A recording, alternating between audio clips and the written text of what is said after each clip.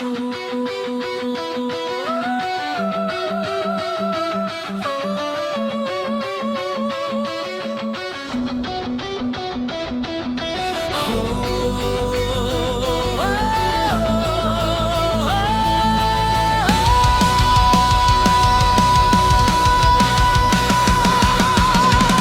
mga pangakong hindi nasisira sa panahon, ngunit unti-unting namamatay sa kawalan ng pagmamahal. Sa aking palad nakahimlay ang isang singsing, bilog na pangako, walang katapusan ang hangarin. Pinangarap kong isuot sa iyong daliri bilang tanda ng habang buhay na pag-ibig. Ngunit habang binubuko ang ating kinabukasan, ikaw na may unti-unting lumilikha ng pagitan. Ako'y nagtatayo ng tahanan para sa ating dalawa, habang ikaw ay gumigiba ng pader nang hindi namamalayan. Hindi ako napagod sa pagmamahal, napagod ako sa pakiramdam na ako lang ang nagmamahal.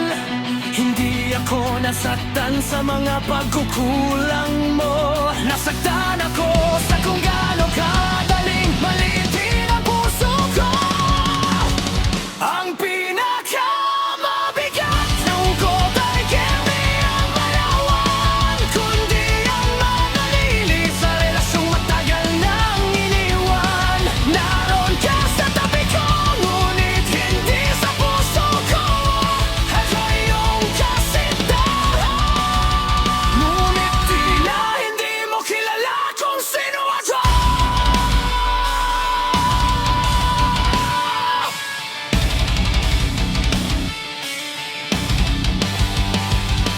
At habang hinihintay kong mahalin mo rin ako, unti-unti kong inililigping ang sarili ko.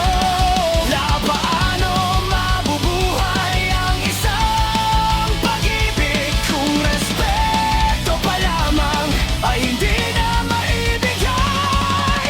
May mga gabi kinakausap ko ang Diyos, kung bakit ang pusong tapat ay siya pang nauubos. Hindi ko hiniling na maging perpekto ka, ang hiling ko lamang ay tratuhin mo akong mahalaga. Nagpalit ko ang aking mga pangarap para gawing posible ang mga pangarap mo. Ngunit sa bawat hakbang na inilalapit kita sa liwanag, mas lalo naman akong nawawala sa dilim ng mundo mo. Nakakatawang isipin na ako ang iyong mapapangasawa, ngunit hindi mo man lang magawang pahalagahan ang lalaki nandang ibigay ang buong gunaya para sa babang hindi man lang kayang arangaman. Kanyang sugat ang damdamin. Ang pag-ibig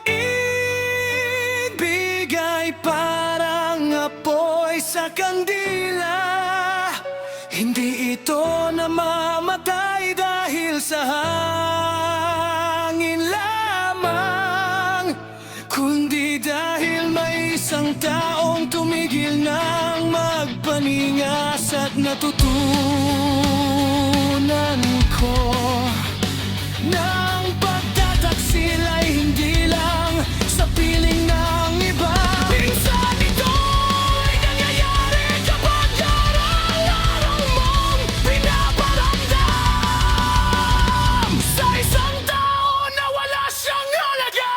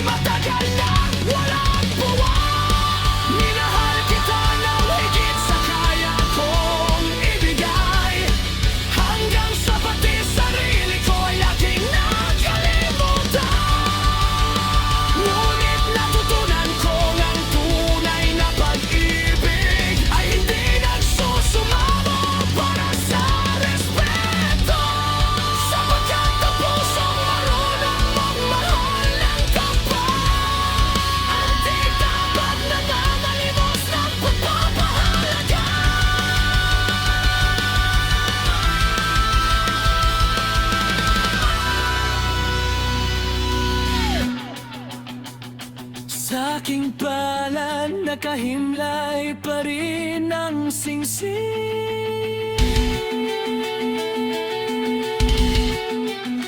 Ngunit hindi na ito simbolo ng ating pangako,